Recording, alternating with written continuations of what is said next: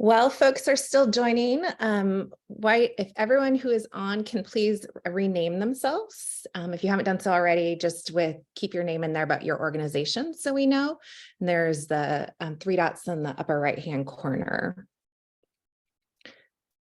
Are we good to get started, Michigan team? Think? Okay. Well, welcome everyone. Thank you for joining this meeting and the first of a series on really building out Michigan's food assistance, employment and training plus provider programs. So I'm Kate Kinder from National Skills Coalition. I'm a state strategies director and have had the pleasure of working with a team from Michigan on building out FAE&T in Michigan, the FAE&T Plus program, really intentionally about expanding services through the Michigan's community colleges. And I'll turn it over to my colleague, Mark. Hi, everyone. Mark Goldberg. I'm working with National Skills Coalition as a consultant on this project, providing technical assistance. I had the pleasure of working with Kate in a former chapter at Portland Community College out in Oregon in supporting our FAE&T expansion with our 17 community colleges when we were both at Portland Community College. Nice to see you all. And that's great context too. I forgot to add, for those, I know I've had the pleasure of meeting many of you, but for those of you who don't know me, I have been in this role about 1.5 years. But prior to that, I worked at Portland Community College with Mark, as mentioned, in Oregon, and had the opportunity to develop our community college consortia. They're the intermediary model with all of 17 community colleges in Oregon, and some similarities in Michigan in that it's not a system, and then did that in close partnership with our human service partners and labor partners there too. So the purpose of this first session is really to give an overview of the plan and vision for FAE&T Plus program in Michigan. And I'm gonna turn it over to the Michigan leaders who are involved in coming up with this idea and collaborating on the agenda. So National Skills Coalition is really here to facilitate the meeting and bring the different partners together and all the different expertise and highlight all the work that you've been doing. So we were asked to help facilitate the series of meetings because of all the great work that's been happening in Michigan with community colleges and with FAE&T.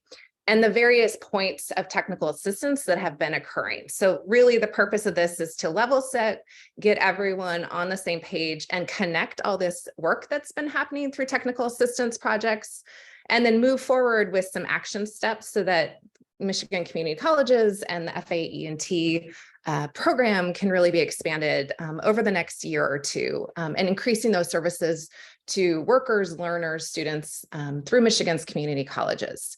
So that is the purpose of it. We are here, but really the genesis of this idea is thanks to a team of leaders who've been really collaborating and identifying the opportunities here. So I want to turn it over to Dawn, Lisa, Precious, Ashley, and Jay Shauna. If you could just introduce yourselves and your role, and then we can jump into the agenda too. So Dawn, would you want to start? Hi, everybody. My name is Dawn Sweeney. I work with the Department of Health and Human Services. I am the SNAP state administrator. I oversee all the food assistance programs for the state, and that includes our food benefit issuance, our SNAP education and outreach programs, as well as SNAP employment training. Lisa, do you want to go next? Okay. Good afternoon, Lisa McLeod. I work for Workforce Development. I'm a policy specialist. I've with FAE&T, our food assistance employment and training program in Michigan. I've been doing that for maybe 13 years or so, majority of that time working in collaboration with Dawn at MDHHS. So I'm really excited to be bringing this many people together to learn about the program so that we can grow it in Michigan. So thanks everybody for joining today. And I think we may have went to Precious next if my memory serves me well. Thanks for passing the baton this way, Lisa. Hello, everybody. My name is Precious Miller. I work with Michigan Community College Association as the Director of Basic Needs and Belonging. And over the last couple of years, I've been helping Michigan community colleges scale their efforts to support the economic stability of students on our campuses. It's been a pleasure to partner with Lisa, Jayshana, and Dawn on this work. And I'm also pleased to be joined by my fellow colleague, Ashley, who can introduce herself next. Thank you so much, Precious. Yes, my name is Ashley Wisniewski, and I am new with the Michigan Community College Association as the Director of College Engagement, and am learning a lot about the SNAP E&T program as we go along. Jayshana, have you introduced yourself? No, I have not. So thanks, Ashley. Good afternoon, everyone. My name is Jayshana Hicks. I'm the Student Success Manager in the Office of 60 by 30, housed in the Department of Labor and Economic Opportunity. Our office is really centered around meeting the state's post-secondary attainment goal of having 60% of working age Michiganders with a post-secondary credential by the year 2030. And we also administer 2 of our big scholarship programs for adult learners, which is Michigan Reconnect and Futures for Frontliners. I'm super excited to be here and look forward to the discussion. Great, thank you. And also really want to acknowledge too some other national partners who've been part of this work. So ACCT has a couple of leaders here we'll introduce who can introduce themselves as we go, and SJI. And then we have additional staff and leaders from National Skills Coalition. So we'll enter into the conversation. So before we get started, I wanted to do a quick poll just to get a sense of where everyone's at in this space. So there's 3 questions, and just to kind of want to find out what work you've been involved in and what you're excited about. So I'm going to launch this.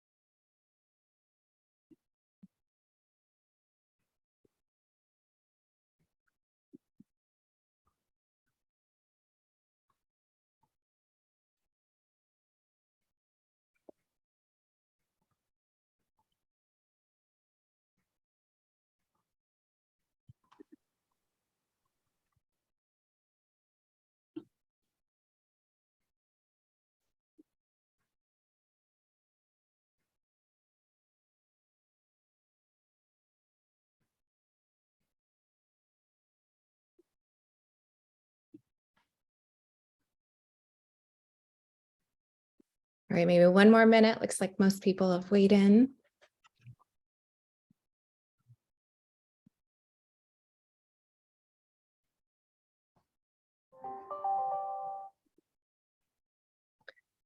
Okay. So here are the results. You're all seeing them, I hope. Yeah, okay. So we did this because we want to make sure that we are trying to really honor where all of you are at. So I guess what we would ask too is if there's questions that pop up during things, please feel free to put them in chat or use a raise hand function so this is really designed to be interactive. The agenda today is we're going to spend the bulk of the time walking through the provider readiness and really looking at what that looks like in Michigan to become a provider. So we're going to hear about the vision from Dawn and Lisa and Precious and Jayshana and the potential for community colleges. We want to hear about responsibility sharing, what that actually means through this project, the role of the NWA as an intermediary, and the role of the community college. And then the SJI, ACCT, NSC, Mark and I will jump in and kind of talk about what we're seeing in other states that's been really successful and the opportunity for the colleges. But we'll really try to stop and pause if needed. If we're using too many acronyms or anything, please feel free to interrupt. Want to make sure that it is speaking to all of you. There's questions that come up. And then we're going to take a little bit of time to do some small breakout group about thinking about, after you hear what it takes to become a provider, how the community colleges can expand their services, really starting the initial work that will build into the next series about where that opportunity is to actually start implementing the program. So I think one of the key things with this is SNAP E&T can be pretty overwhelming if you're looking at all the breadth of services and where to start. And so really thinking of that guidance of starting small and starting and building on things that are already working. So that's really the questions that were sent out ahead of time just to consider. So we'll do that, and then we'll do some takeaways and then preview the next sessions. Mark, is there anything or any of the Michigan team you want to add to this that I missed? I would just add, since you put the poll results up, it's interesting to see that breakdown of past experience with SNAP E&T, and then interest areas, I think, was the third question. And so, yeah, I think that's a lot to build on. And then the technical assistance that folks have been involved in, it seems like it is sort of across the board and illustrates the commitment in your state to this initiative with the levels of technical assistance that have been offered. Yeah, thank you. And it is really great in looking at the poll results.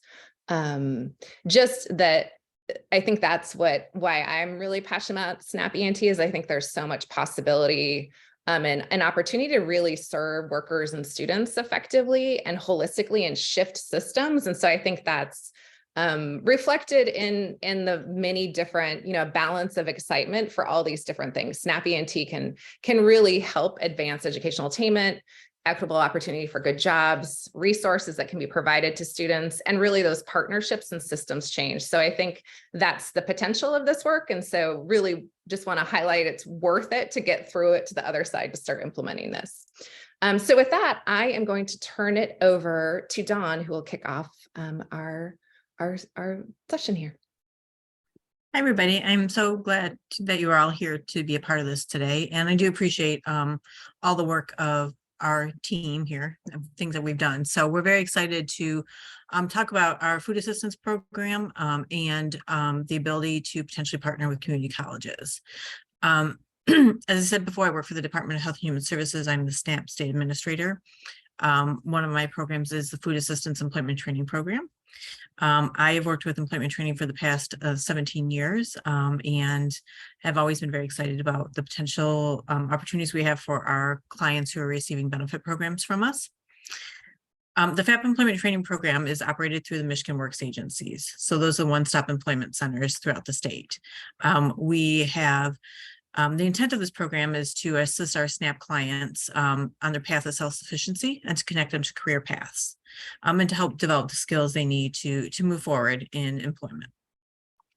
Our SNAP clients are able to participate in activities through the MWA, such as job search, job training, education, internships, community service, a variety of activities to meet their level of need when they come into the program and to help develop skill and to connect them to workforce, whether it's through, employment or if it's through an internship.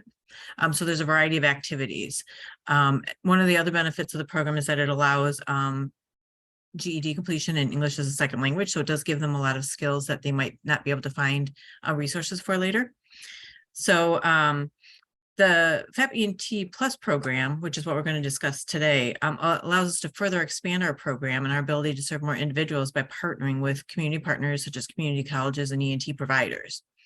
We are able to offer some partial reimbursement for these programs to allow for the continued growth of programs to serve more clients.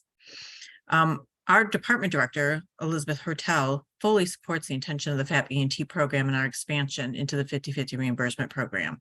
She understands the need of our clients to have these very sometimes very elementary, but very important training programs and skills to connect them to the workforce. She's also in touch with the Governor Whitmer's team on the in-demand careers we have, the needs we have for employment, and how we can make a connection between our clients receiving assistance and these opportunities.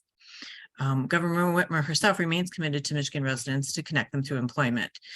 She's been a full supporter of the FAE&T program and of our expansions. She's also shown her commitment through the development of such programs as 60 by 30 and Michigan Reconnect, and her ongoing commitment to bring employment to the state. The SNAP Plus program allows our clients to make connections to employment and to other opportunities, and to be eligible for some of these additional programs or training commitments that are being offered in the state of Michigan. I'm going to turn it over to Lisa now to talk a little bit further about the FAP Employment Training Program itself.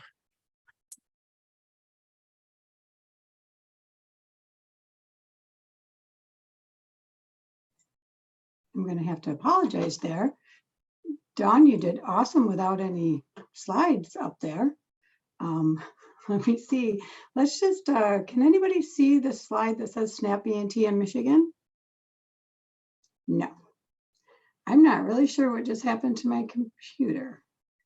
Lisa, if you want to email it to Mark or I, we can share our screen and display too. Yeah, because something just happened with mine altogether. I apologize for that. Yeah. Yep, let me just, I was going to say I had it on the last email. Let me see if I can just send that to you. If I can get this computer to stop doing, it's in a bad mode right now. Oh my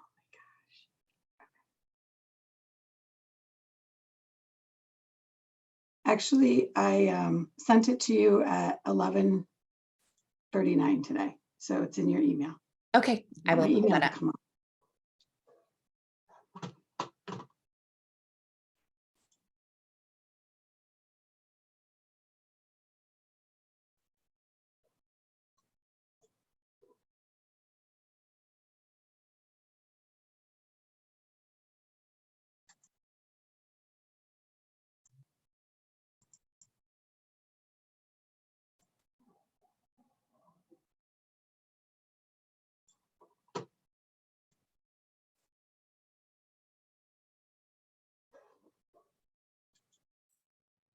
Do you have it, Kate, or you want me to share?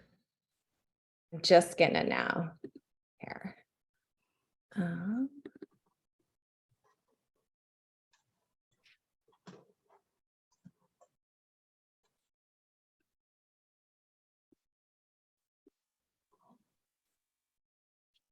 All right, which slide? Right here? So if you can advance one more. Dawn already talked about those. Great, Okay. That's where we're at.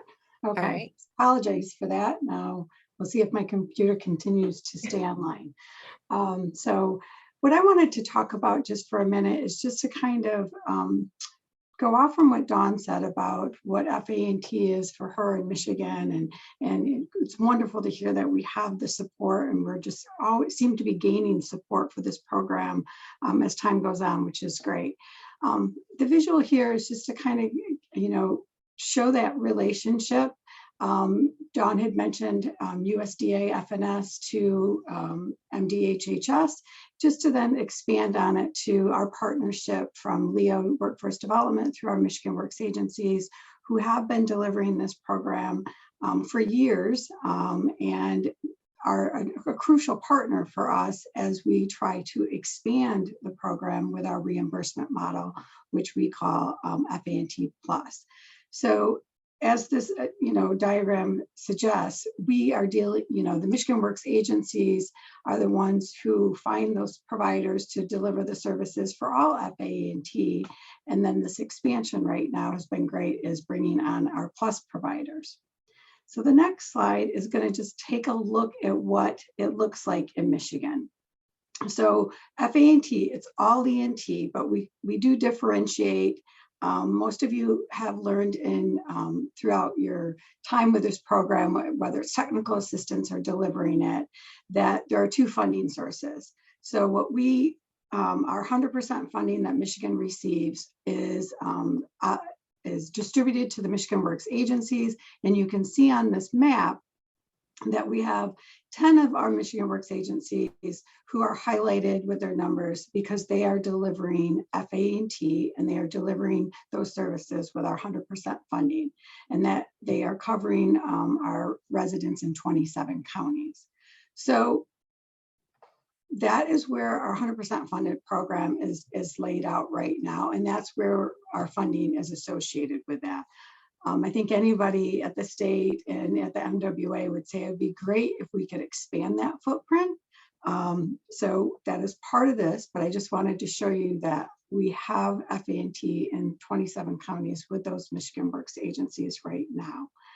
If we go to the next slide, it's just going to take a little look at what PLUS is. So you've seen that we only have limited funding, so we have limited opportunity for FAE&T throughout the state, but we have been able to expand the program through our PLUS model, which is the 50-50 funding that is provided by FNS, which is then our reimbursement model.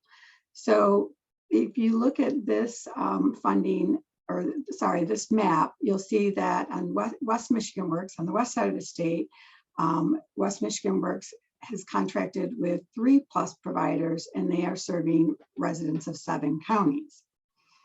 On the east side, we've got Detroit Employment Solutions Corporation, DESC, who have for this year 10 providers that are serving the city of Detroit residents.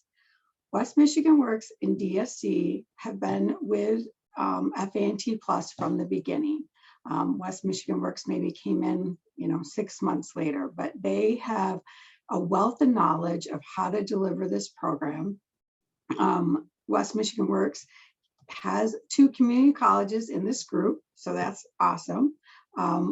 DSC has been talking with community colleges in their area, so they've got experience as well with that. So this is great that we've got community colleges from both of these areas, throughout our state that are going to be working on this program. SIMCA is our newest Michigan Works agency to bring on PLUS providers, and they have 2 PLUS providers right now that are pending approval. So we are showing growth with our Michigan Works agencies, learning about the PLUS model as they are already delivering the regular program and expanding their footprint into their community. So I thank them for everybody and all that are listening here that may consider as an MWA to expand your program. So specifically today, what they're going to talk about is how can we expand with our community colleges, right? Like how can we're already in with CBOs and other community partners, but how do we make PLUS fit and work for community colleges? So I just wanted you to see a little bit of what it looks like, just to give you an overview of how FAE&T looks like in Michigan right now. You can go to the next slide. And I am going to turn this over to Precious so she can talk more about community colleges. Hello, everybody. Again, it's a pleasure to be with all of you this afternoon. And I, for one, am thrilled to be a part of this learning opportunity for us to explore what expanding FAE&T can look like in the state of Michigan. So we're all looking to essentially serve the same population of people. And that population of people are those who are looking for long-term economic stability through training and employment. And colleges are suitable for participation in this program because colleges have a direct connection to the labor market and have a knowing of how different career fields are trending in the different areas of Michigan. Colleges also offer work readiness activities, and that is not limited to career exploration assessments and things that students do at the community college level, as well as increased resources for addressing student enrollment obstacles. Oftentimes, students are presented with a non-academic barrier that prevents them from being able to continue on with their education. In the fall of 2020, MCCA partnered with Trellis Research to launch a student financial wellness survey to get a better understanding of what challenges financially students are experiencing. And from that survey, we learned that 70% of students are struggling financially and are concerned about whether or not they're going to be able to afford school, their college education, because of other non-academic barriers. And we see SNAP E&T being able to support students in continuing on with their education and employment goals. We also see community colleges being suitable PLUS providers because colleges are often already modeling a holistic case management model that supports the well-rounded needs of students. We know that students don't exist in silos, and that oftentimes the things that they're challenged with in their everyday life are challenges that they're also bringing into the learning environment. And so I see community colleges having a direct connection and role with the FAE&T program, and hope that community colleges would explore becoming a PLUS provider further. And I believe I'm going to turn things over to Jayshana.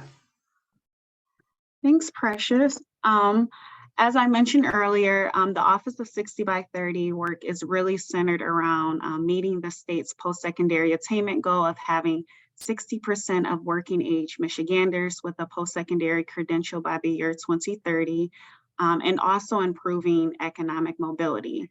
To achieve this goal and address talent shortages, we definitely need strategies to support post-secondary institutions, training providers, and most importantly, college persistence and completion. FAE&T can be central to the state's effort to increase educational attainment, reduce poverty, and also improve economic mobility. As an office that provides a tuition-free opportunity to adult learners to pursue a skill certificate or an associate degree through our Michigan Reconnect and Futures for Frontliners program, we just want to ensure that those students are taking advantage of the wraparound support and career services that are around them and that's available to them through the FAE&T program.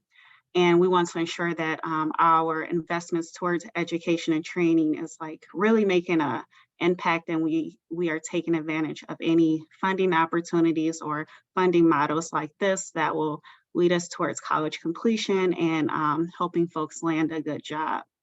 Our office, we sit in LEO, as I mentioned, the Department of Labor and Economic Opportunity. So we work closely with workforce development. We refer many of our students to the Michigan Works agencies for wraparound support, and MCCA and the community colleges are huge partners with us with the Michigan Reconnect program. And so we're thrilled to be here, and we want to just lend a hand and be a partner in this initiative and be able to help fill in any gaps where feasible, so we can see the project through. Thank you again, and I look forward to the continued discussion. And I believe I'll kick it back over to Lisa. Yep. Okay.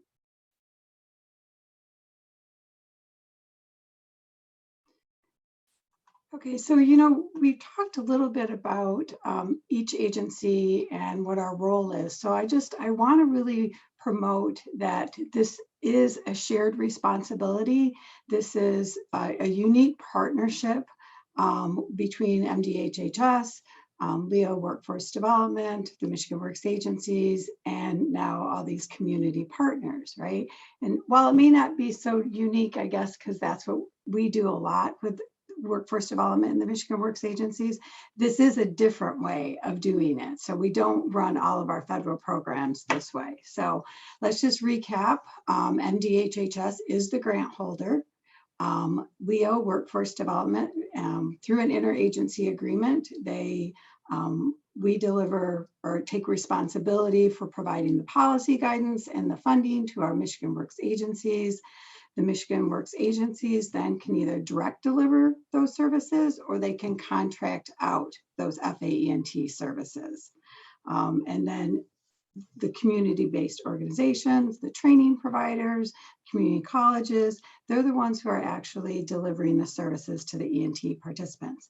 And I bring this up because I want everybody to understand that there's room at the table for everybody, that this program is really designed for everybody to bring their piece to it that they do the best. And it's not one or the other. And you will see the more you learn about the program, that we can serve clients in multiple ways, and clients can be served by one organization, by multiple organizations at the same time, as long as they're not being provided the same service. So I just think this is a great opportunity for us to understand that we can all share in this and actually grow this program with multiple partners at the table. So that was my kind of just wrap up of how important it is that everybody has a role in this. The other thing I want to do is, because we're looking at community colleges, and there's talk about what an intermediary is, and not everybody here in the audience will be familiar with that term. So, but I want to share that, and you're going to learn more from, especially from Kate and Mark, are going to be able to give you some real life examples of in other states. And in other states, you may see that an intermediary happens to be a community college. And that is absolutely true, that happens, and it's very effective. But in Michigan right now, the MWA plays the role of the intermediary when it comes to our PLUS program.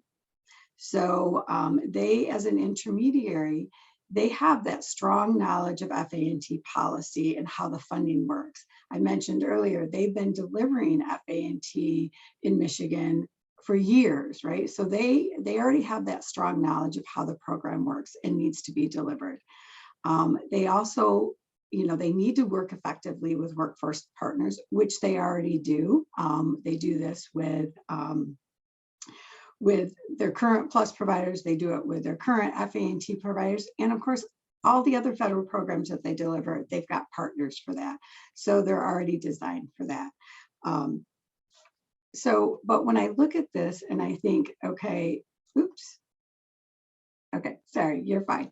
I just got myself distracted for a moment. So they're already set up for that, and it makes sense for us in Michigan to work with our MWAs as the intermediary. So just to give you an idea of what their functions are, they're going to identify those suitable partners to be PLUS providers, in this case, the community colleges. They're going to subcontract with the community college to become a PLUS provider. They're going to make sure that the community college is aware of all the program requirements.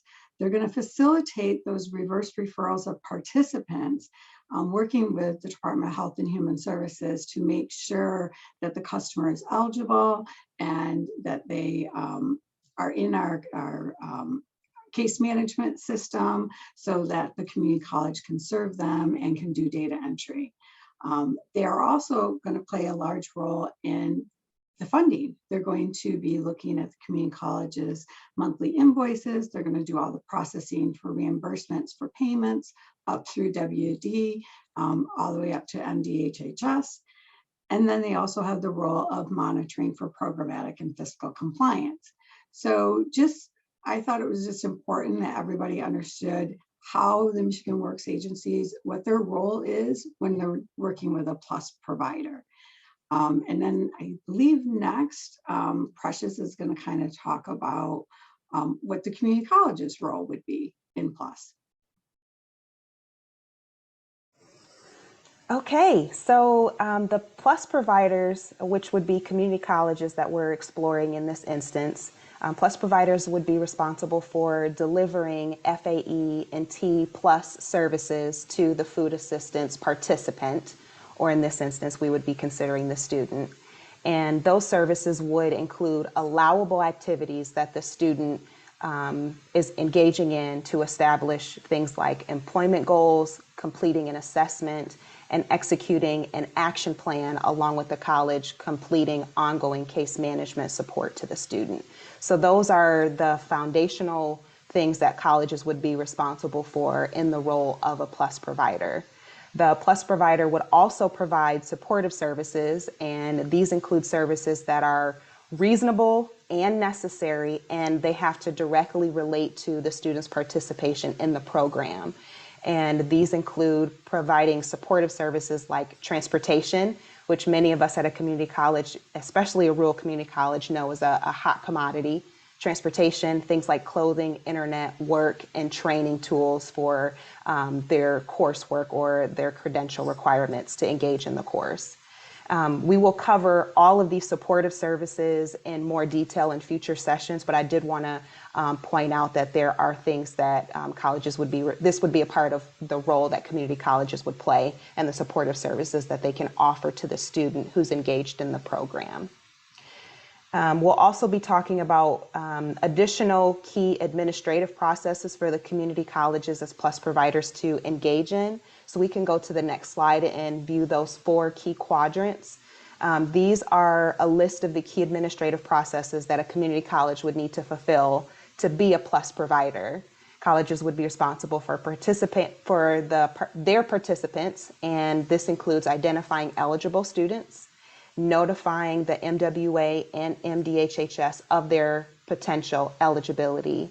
Lisa, I really appreciated you mentioning the partnership that exists within this program. So colleges, as you identify students who would potentially be able to participate in the program, it's going to be key for those communication to be open with the MWAs and MDHHS, because they would have the records that say, yes, this is a student who's eligible for the program. So the MWA and MDHHS would need to certify that the student is eligible. Colleges would need to then complete an assessment with the student and evaluate the student's skills, their education level, work experience, and employability. And participant tracking is also part of the program. It involves keeping record of how and in what ways the student is engaging in the program. Billing is the last quadrant that we'll talk about today, the administrative processes. This administrative process includes submitting a monthly invoice and list of participants who have engaged in that specific billing period with your MWA for approval and reimbursement. Now, for some of you who are still in that exploration and understanding phase, this may seem like a lot to accomplish and a lot to do. But what I appreciate about this learning series is that we're exploring what this would look like in the community college setting together. So at the end of this particular session, we're not asking for community colleges to feel 100% ready to go today, but that you would be open-minded about learning about, okay, how can this realistically look at a community college with the understanding of my work responsibilities and my current caseload? How can we make this work? At the top of the session, we also talked about the flexibility that exists in the program and not having to do all of it at one time. So let's explore what pieces we can add in as we go. This is just some vision casting of what's possible, but the administrative processes are things that colleges would be responsible for as a PLUS provider. We can go to the next slide. So what are the benefits? You're asking us to consider all this stuff, Precious, but what are the benefits? What's the win-win for all of us? The benefits of becoming a PLUS provider are listed here on the screen, but the most common benefits that we have heard from other institutions who are currently PLUS providers is that they have an ability to serve more students. They've also seen a direct increase in their student persistence from term to term. And for some students who participate in FAE&T with a short-term credential, they find that that student then comes back. And so they see a repeat of students who want to stay enrolled at their community college. So if that's not enough of a benefit, there's also the opportunity to leverage what you're already doing for students. Many of you are already offering career counseling or resume building. You're already offering educational courses for students. And so participating in FAE&T gives you the advantage of leveraging a reimbursable funding model, which we will also talk about during our series sessions. So as we go to the next slide, I do want to give you some detail about ways that you, as a community college, can be prepared for the next session, as well as share with you all of the session topics that we're going to be covering in this series. So in the series of sessions. So each, I believe it's the third Thursday of each month, we will all convene. I hope you're comfortable in this virtual space. We're going to get together and we're going to talk about a series of different sessions. Session 2 is going to be about eligible students and FAE&T, and this gives you an opportunity to identify potential eligible students who are already on your campus. We're going to consider when and how to collect information about potentially eligible students, as well as review the marketing toolkit for student awareness. Session 3, this is just a verbal preview of what's coming. Session 3 is about funding, and we're going to talk about we're going to offer an overview of the budget requirements for the administration of a successful FAE&T Plus program. Session 4 is going to be about reporting and case management, and that's specifically talking about the reporting requirements and case management services for the Plus provider. And then we'll end with Session 5, which it gives us an opportunity to identify what documents need to be completed and establish a timeline for completed FAE&T Plus proposals, which is a document that says, hey, my local MWA, I am interested and feel that I am positioned to become a Plus provider, and I would like to explore that more. Session 5 is going to be all about the Plus provider assessment. Having said all of that, Session 2, again, is about eligible participants in FAE&T Plus program services. The next session is going to give you an opportunity to talk amongst yourselves as colleges, MWAs, about the functionality of a community college. And many of us are still learning what student services are offered at the community college level. And so to give us a better understanding of what community colleges are currently offering and where FAE&T can fit into that, there are a few questions we're hoping that you would develop some answers to in preparation for the Thursday, January 19th meeting. Those questions are listed here. And I believe we can also share these questions out after the session today. But we wanted to offer these as an opportunity for you to think through how you want to explain this to us on the call who may not be familiar. So with that, I believe I'm going to turn things back over to Kate Kate and Mark to share more. And if you have any questions, please share them in the chat. Thank you, Precious, and thank you, everyone else. So I guess we want to make sure there's lots of space for questions too. But I think Mark and I, and then Steve and Susan or Bob, if you want to jump in as well, thought we could share a few highlights about how this looks in other states, and then maybe can lift up what's unique about Michigan as well.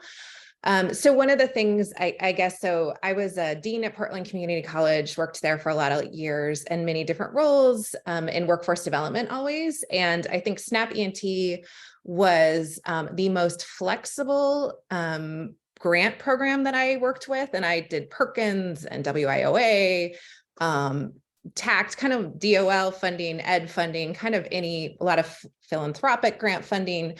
But SNAP-E&T was, I think, the most flexible and open grant and program where we could really center equity and meet the needs of students. So really thinking about, it's not about equally serving students, it's about equitably serving students. So looking at what are those obstacles that are preventing enrollment, that are preventing completion.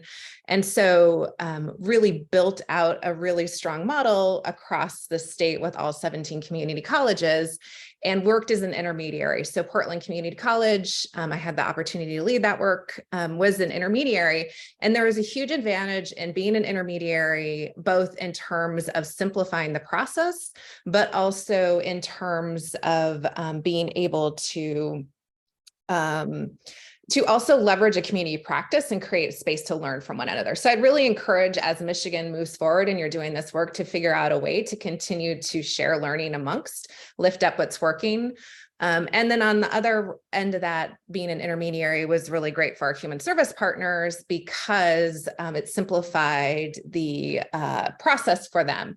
One of the things, and so I'm hoping Lisa, Dawn, Precious, one of you could speak to this, that is unique about the intermediary model in Michigan is the kind of the requirement of where the E&T flows through.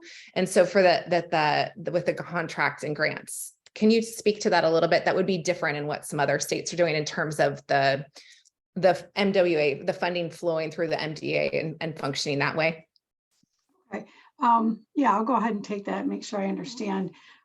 So I think the intermediary model with the MWAs right now is what makes sense because it's a system that's established, right? So we've said from the beginning, things can change. But right now, the Michigan Works agencies, because they deliver all of our workforce programs, so we already have the case management system and the fiscal system that goes from DHHS to LEOWD to the Michigan Works agencies. So that is in existence.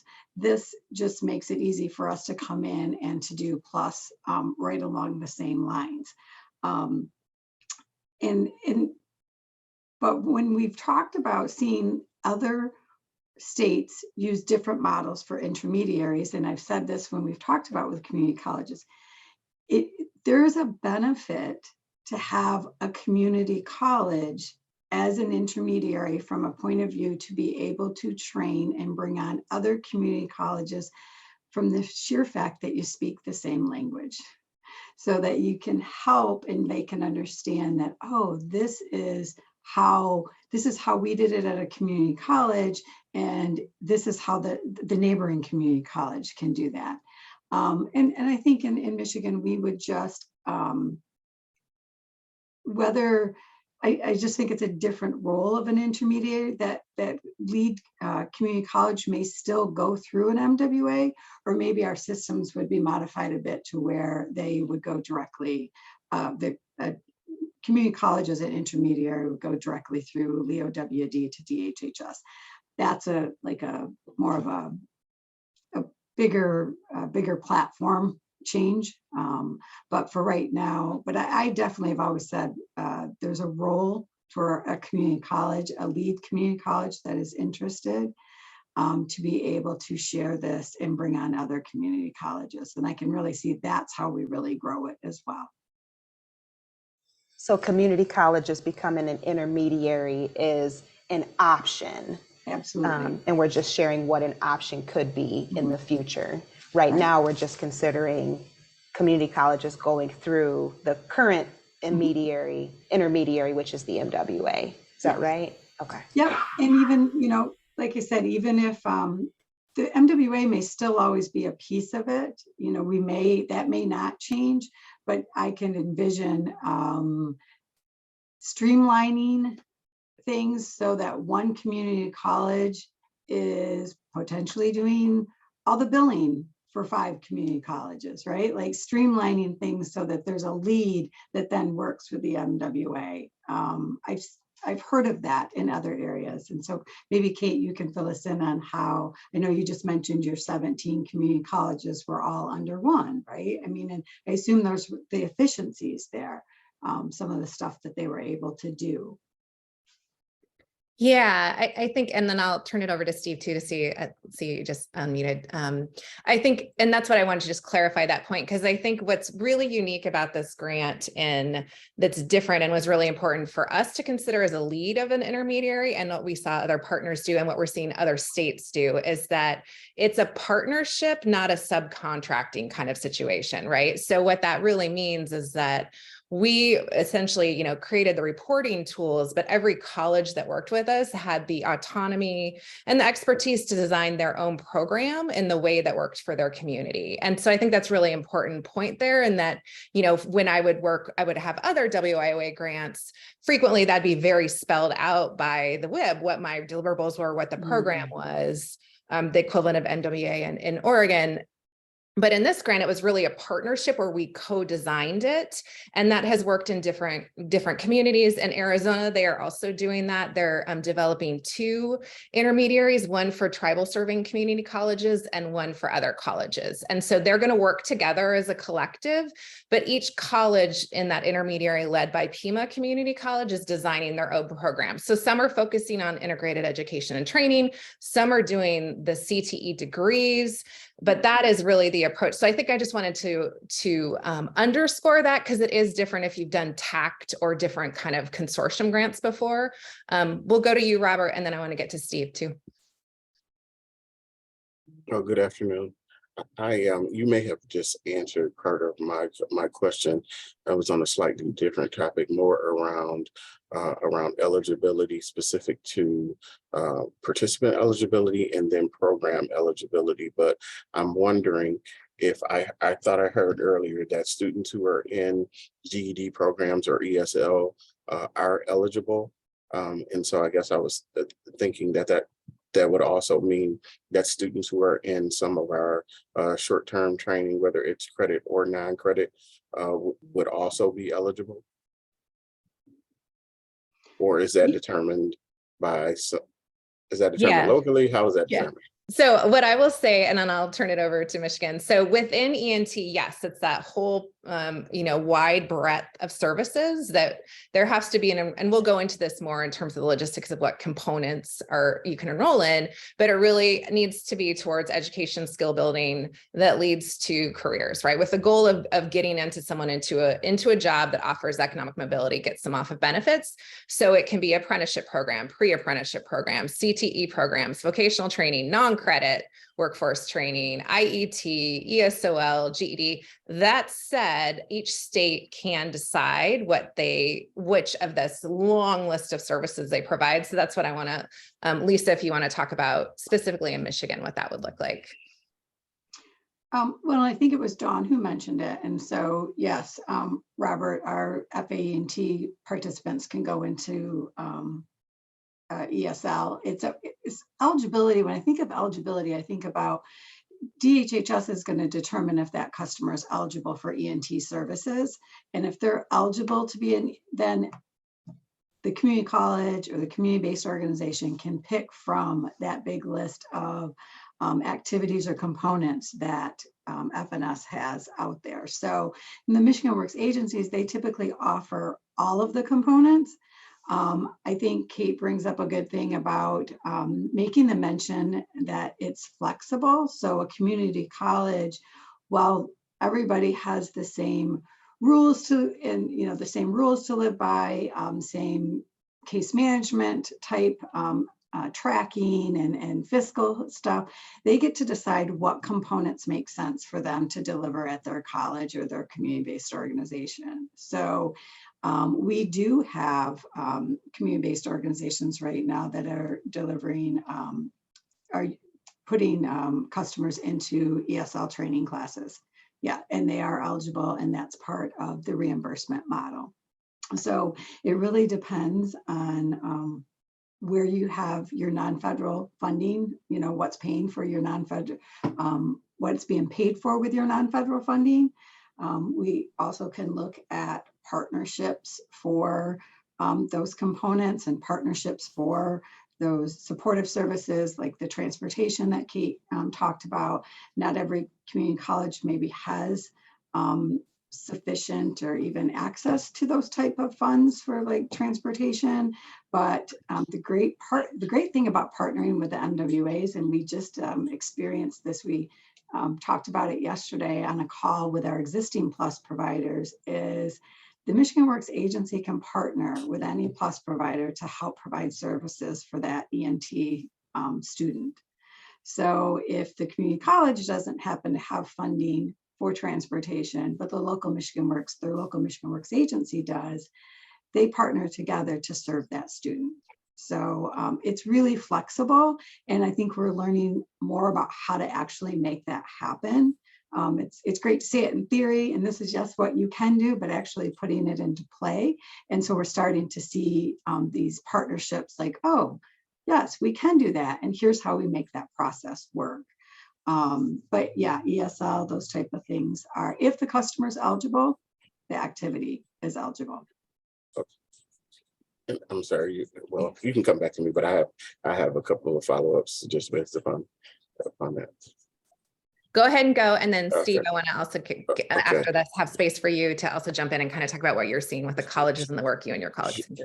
Sure. So Lisa, in the scenario you just described, so the once the participant is deemed eligible, then that they can be supported with both, because you use the example of the MWA, so they could be supported with both federal and non-federal dollars. It's just tracking the non-federal specifically for purposes of the match that would be important. Yeah, it's just absolutely making sure that we track it, on both sides. And I will, the scenario we talked about yesterday with the MWA is that the MWA was going to help the community-based organization provide transportation. They already have funding for those supportive services at the MWA through regular FAE&T. That customer, and this is what's great about this student, this customer at a CBO, they are an FAE&T customer. And in the relationship that we have, that they come from the MWA, they are part of the MWA's FAE&T program. So it's totally appropriate for the MWA to help and provide services, as long as, the rule is, as long as the customer is only receiving, is not receiving the same service from two organizations at the same time, right? So we don't have any duplicate services. But yes, we could use your local MWA's funding, their federal dollars for supportive services, which is, it's a 50-50 match, but it's state dollars and federal dollars, and use the college supporting the student with non-federal dollars for some type of activity that they're engaged in. Okay, thank you. So I have a question. In like a real life scenario, one thing that I heard from a community college is that students who have transportation challenges, for example, they have a flat tire, they would access emergency grant funds at the community college to help that student with the flat tire. If that student is enrolled in FAE&T, who could potentially cover those finances so the student can get to class? I think it's going to be specific to the situation, to the Michigan Works Agency and the community college. So like the one we talked about yesterday, it was going to be mileage reimbursement. So helping pay for the gas, but car repairs are eligible, right? So it would be the same thing. But I think that is going to be a situation where they're going to look at it together and try and figure out how do they provide that service to where the customer, the student, is not having to jump through so many hoops, right? Because this is just an administrative thing that we need to work out, right? We want to get the funding to the student as quickly as possible. And this is the first time that we've actually seen it work this way in Michigan. So the MWA has agreed that once they kind of get a handle on it and get a process, that they're going to come back to one of our Plus Provider monthly meetings and share how they figured out how it can work. And so I think there's going to be more out there that I can share once we actually put the process in place. But I think this program is so flexible. What it looks like at one place, it may look a little different at another place. So I don't want to pigeonhole us and say this is the only way it's done. Yeah. Thanks, Lisa. Appreciate that. Steve, do you want to highlight a little bit, introduce yourself and your role, and you and your any colleagues from SJI, just kind of what you're seeing as a potential in Michigan and then other states too, the technical assistance ACCT is doing? Sure. So good afternoon, everyone. I've seen most of you in some way, shape, or form in the last year or so. I'm Steve Jerch. I'm the director of the Center for Policy and Practice here at ACCT. And so we're involved in a current SNAP E&T partnership grant through the APHSA, along with SJI providing some technical assistance. So I'll just say a couple of things. I think I'll start with a general comment, and then I'll talk a little bit more about our project specifically. So I think, first of all, I think the fact that you are all on this call and are wanting to do this at your institution says a lot. I was, prior to joining ACCT, I was at a community college in Maryland, who was a third-party provider. I was not in charge of the SNAP E&T program there, but I was in workforce development. And so I think having you on the call shows that you're champions for this initiative and that you're really pushing this at your institutions. And I think it was very frustrating for me to see all of the potential, and you're learning about it today. And as we go through these projects, there was so much lost potential, and it was quite frustrating because we all have run these holistic support programs at our institutions through various grants, and we understand that providing the full package, the technical training, the wraparound services, all of the pieces that help the students succeed, they work. There's no question that they don't work. The problem is how do we fund them? And usually if it's a grant, the grant runs out. You may or may not be able to keep components of it from a sustainability issue. This program is a way to create a sustainable model. Mhm. And I think that, you know, when you're looking at where to start, and that is one thing from our cohorts that we got was, where do we start? How do we start? It's a very overwhelming task when you look at the whole program in its entirety. But as you know, as Precious was mentioning earlier, you are already doing a lot of the services that are eligible for reimbursement already. So if you have now a way to get reimbursed for a portion of that, that creates a more sustainable, it's an expense offset. There's all kinds of benefits to implementing this program. And so I think, you know, I applaud you, and I'm looking forward to working, and our cohort colleges in Michigan are on this call. So I think, you know, the importance of also being in synergy with what Kate and Mark and National Skills Coalition are doing, I think is important. So we're all on the same page, and we can, you know, sort of piggyback on all of this different steps that we're taking. I think from our cohort perspective, I think some of the things we're starting small, looking at things that you're already doing and trying to leverage those to start, and then just building slowly. I think it's very easy to get overwhelmed with number of students that are enrolled. You know, which programs do we want to add? We had colleges in Louisiana that started with one program, and now they're at 5. And so it's you know, it's a slow and steady approach, I think, is some of the advice or some of the feedback that we've heard from our cohort members. And Susan, I don't know if you want to add anything around that, or Jose, but you know, I think that's from a general perspective, that's what we're seeing across our states.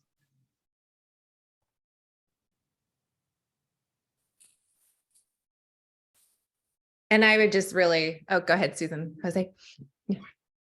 Oh, Jose, do you want to go? No, Susan, you can go. I was just gonna ditto everything that Steve said. I would say a ditto too. And the one thing I think also to just emphasize that maybe it doesn't even need to be, but having everybody in the conversation. And so these partnerships and connections are also just really key. And that's really what moves it forward, because you can have an institution, a provider plan and plan and plan and plan, but if they're not engaging with the program within the state agency, the intermediaries, the MWAs in this case, it only goes so far. So this is really encouraging to see. And that is just, you know, I would emphasize that.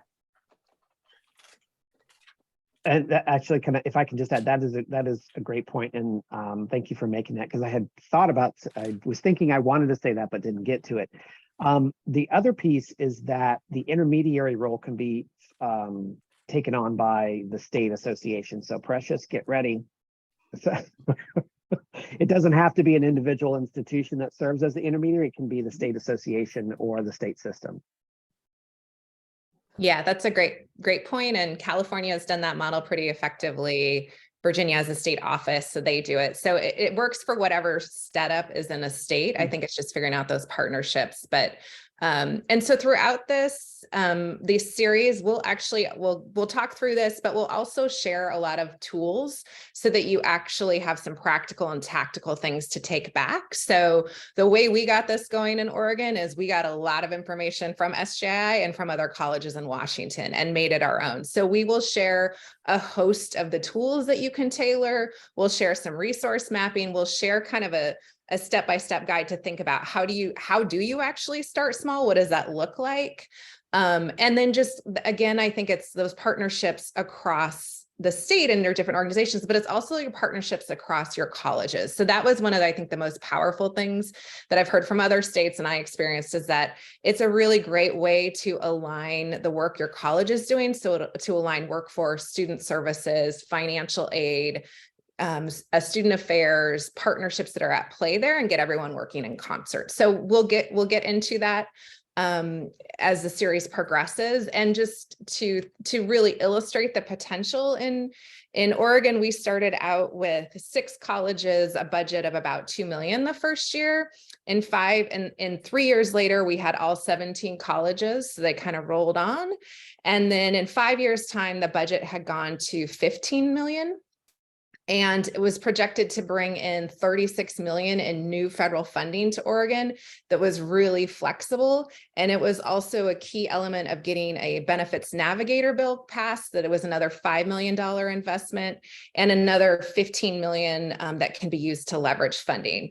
And Michigan already has this great funding in place with your Michigan Reconnect, your Future for Frontliners, your Promise. So there's a huge pocket to leverage. So that's what, when you're working through all these logistics, just keep that potential in mind. And so with that, I'm going to turn it over to Mark. We want to do a little bit of small breakout just to kind of gather your thoughts of where you're at right now for about 15 minutes. Yeah, so we want to build on the existing work you've done with the technical assistance, and in your groups, have you focus on community college programs that have effectively closed opportunity gaps, increased college access, completion, and or connection to quality careers, and then have you answer a question on holistic supports and resources. So I'm going to share my screen. We've got this as a Jamboard, and we'll put you into breakout groups and share the link of the Jamboard so you can access it. And then really want you to just have a conversation, but someone can capture if you individually want to put your notes in the Jamboard. I'm assuming that everyone has used Jamboard before, but I'll just do a quick demo as a refresher. So can everybody see my screen here? Okay, so we've got different tabs for each of the groups. So tab 1 is for group 1. You can move along here for each of the tabs. Tab 3 is group 3, and so on. We'll have 5 groups, but 2 main questions. Programs that effectively close opportunity gaps, increase college access, completion, and connection to quality careers, and then the holistic support. So if I want to add a note here individually or for my group discussion, I click on this sticky note. It comes up. I can change the color if I want. I have an example from Grand Rapids, having worked with Julie before. And so I can put in Grand Rapids as English language learning and technical skills programs in welding, construction, builder's license classes, click save, and then it's going to create this. And then I'll just move it. I can make it bigger and populate it here. And then can do the same for the second question. So an example, I'm pretty sure that Mott Community College has success coaches and has seen that as an effective strategy. So I've got my sticky there and can move it down. So that's how we would like this to go. And let's see, I'll stop sharing. We do have, let's see, how much time, Kate? About 10 minutes or so within the groups. Yeah. Okay. We'll come back at 2:20. Okay, at 2:20, and then we'll debrief together from that. And I'm going to put you into groups. I just want to make sure. Okay, so the Jamboard you all have access to, and okay, hold on one sec. We tried to mix up the groups as best as we can. They're not going to be perfect, but just a cross representation of college folks, state folks across human service, MCCA, and then some of the national partners as well. So let's see, I'm going to open up all the rooms, and you'll have again about 10 minutes here.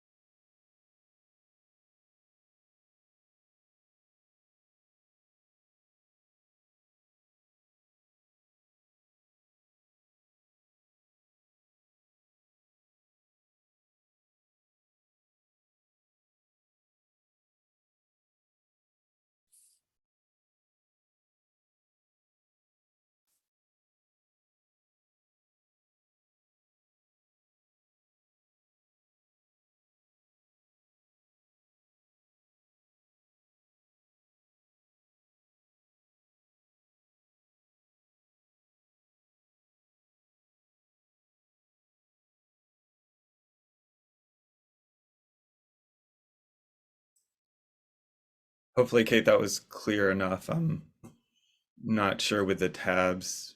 I mean, it ultimately doesn't really matter. We just want to capture notes. Yeah, that's what I think.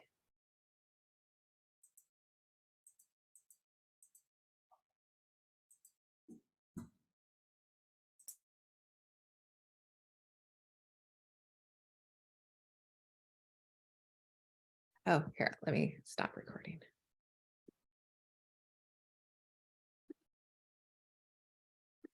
Oh, will you